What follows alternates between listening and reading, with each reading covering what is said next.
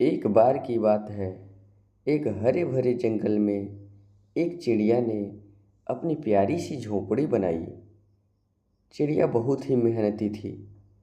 वह सुबह सुबह उड़कर दूर दूर से तिनके और खाने की सामान लाती और अपनी झोंपड़ी को सजाती। उसका नाम था टोनी। टोनी सोचती थी, मेरे घर में हर सामान अच्छी होनी चाहिए और मैं इसे सबसे सुंदर बनाऊंगी। और टोनी खुशी से गाने गुनगुनाती रहती थी और अपने काम में लगी रहती थी। एक दिन एक चालाक कौवा जिसका नाम था कालू कालू उस झोपड़ी में आया। कालू बहुत भूखा था और वह टोनी की झोपड़ी से खाना चोरी करने के लिए ढूंढ रहा था। फिर कालू, अरे यह चिड़िया कितनी भोली है। इसका तो मैं खाना उड़ाकर चुपचाप खा जाऊंगा। कालू ने देखा कि टोनी अपने घर से दूर जंगल में जाती हुई।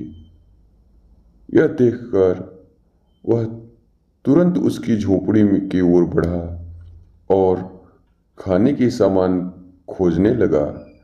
लेकिन जैसे ही उसने झोपड़ी के अंदर घुसने की कोशिश की, टोनी अचानक से वापस आ गई। फिर टोनी ने कालू से कहा, अरे भाई, तुम यह क्या कर रहे हो? मेरी झोपड़ी में क्यों घुसे हो? यह तो मेरा घर है और मेरा खाना। कालू घबरा गया लेकिन चालाकी से बोला, अरे मेरी प्यारी बहन, मैं तो तुम्हारी मदद करने आया था। मुझे लगा कि तुम्हारे घर में कोई घुस रहा है, इसलिए मैं जांच करने तुम्हारे घर के अंदर आया था। टोनी को कावा की बात पर यकीन नहीं हुआ क्योंकि वह जानती थी कावा चालाक है। फिर भी उसने सोचा कि कौवे से सीधे लड़ने के बजाय चालाकी से उसको सबक सिखाना ही चाहिए। फिर टोनी, अरे वाह कालू भाई, अगर तुम मेरी इतनी मदद करना चाहते हो तो एक जंगल में एक भारी तिनके पड़े हैं, उसे मैं लाने में असमर्थ हूँ। क्या तुम उसे लाने में मेरी मदद करोगे? फिर कालू को लगा कि वह मुफ्त का खाना नहीं ले सकता।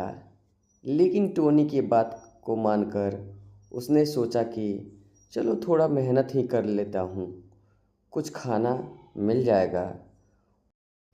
वह चिड़िया के साथ तिनके लाने के लिए उड़ चला। दिन भर मेहनत करने के बाद जब वो दोनों वापस लौटे तो टोनी ने अपने लाए हुए फल को और दाने को अपने पास रख लिया और कौवे को कुछ भी नहीं दिया। टोनी मुस्कुराते हुए, कौवा भाई, आज की मेहनत का फल तो तुम्हें मिला ही नहीं। अगली बार अगर मुफ्त का खाना चाहिए तो मेहनत करने से बचने की कोशिश नहीं करना। फिर कौवे को समझ में आ गया कि उसकी चालाकी काम नहीं आई। वह शर्मिंदा होकर वहाँ से उड़ गया और टोनी अपनी वापस झोपड़ी में बैठकर गाना गाने लगी। टोनी ने बोला, मेहनत का फल हमेशा मीठा होता है। इस तरह टोनी ने अपनी समझदारी और मेहनत से अपनी झोपड़ी और खाने दोनों को सुरक्षित कर लिया। इस कहानी से हमें यह सीख मिलती है कि दूसरे की चीज़ों पर लालच करना गलत बात है।